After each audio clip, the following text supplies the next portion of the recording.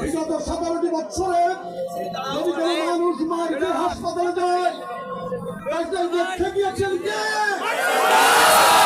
17টি বছরে যদি কোনো মানুষ জেলখানায় যায় জেলখানায় দেখতে গিয়েছেন কে?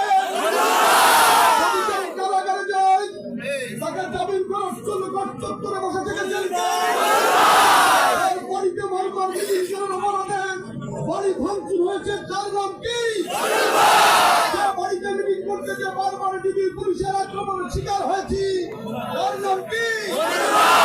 আজকে লড়াইয়ের গণসমাবেশের মধ্য দিয়ে সাংবাদিক বন্ধুদের মাধ্যমে আমি আমার প্রিয় নেতা জননেতা একটিভ চেয়ারম্যান আগামী দিনের রহমানের কাছে আকুল আবেদন জানাবো।